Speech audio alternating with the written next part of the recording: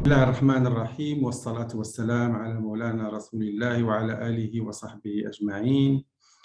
Distinguished guests, Assalamu alaikum wa rahmatullahi ta'ala wa barakatuh. Good morning, good evening, good afternoon to all of you, wherever you are on your time zones.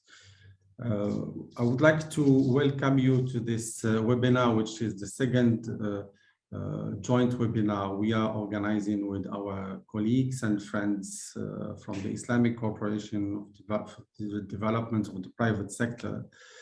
I would like first to thank all the speakers and participants for making the time to join us for this webinar, and of course thank my friend and our colleagues at ICD, Mr. Ayman, and colleagues at ICD for partnering with us in this webinar.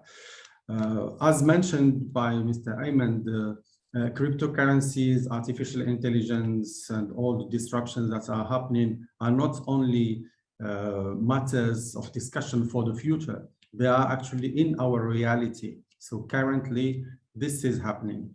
And we have seen for the last maybe 18 months since the start of the pandemic, many projects that were on the pipeline for implementation by financial institutions or Islamic banks that were in the pipeline for the next 3 to 5 years, they have been brought forward.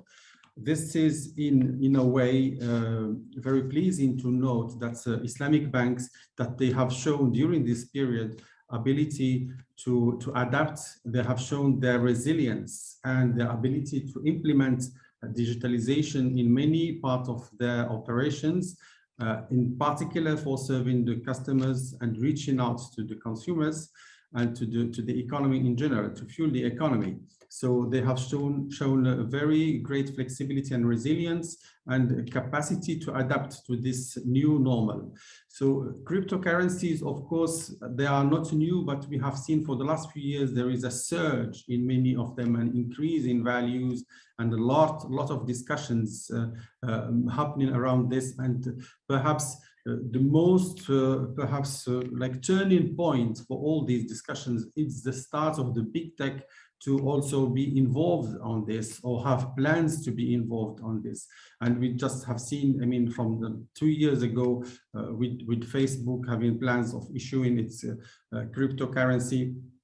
And they are just recently, last few days ago, launched the wallet, crypto wallets for this, and many other initiatives that are happening by other big tech companies. So the disruption is here, and it is going to stay, and there is no return back to normal as we knew it like 5 or 10 years ago. So it is then our role and duty to bring those discussions and to see how we can adapt and perhaps to be ahead of the discussions to it. And they can say for the last perhaps year and so, a very significant milestone again has been achieved is for the central bank's digital currency. Central bank to start be involved in this process, and we can say for now probably more than 50% of the central banks globally, they are either trying or having trials for central bank digital currencies or doing the research, very advanced research for this. So this, for sure, these various disruptions or new types of really currencies, if we can call it, will have an impact and having an impact and will transform the way the intermediation, banking intermediation is going to be for the next few years and not far from now. So Islamic banks, as I said, from the surveys that we do, they favor this and they have shown some capacity to adapt. In our regular surveys that we do, we have seen that for the last 18 months, I mean, some of the most focused areas by Islamic banks are, of course, on mobile banking and mobile payments.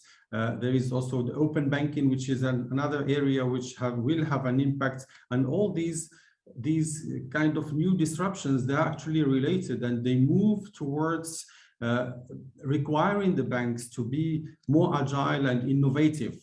And having this on the background, so at CIBAFI level, we have established an innovation and technology working group that will be working on various issues related to this. I think one of them, probably the first we'll be looking is on, which is the backbone of the many crypto assets or cryptocurrencies, the blockchain, and how this will have implications for the operations, not only on crypto assets, but on many other points. Again, I will be happy to hear from all the scholars, from all the experts that will be sharing with us their views during this webinar. And I would like to thank you again for attending. Thanks to our speakers and to our partners from the ICD for partnering with us. We look forward to very fruitful discussions on this very important topic. Thank you.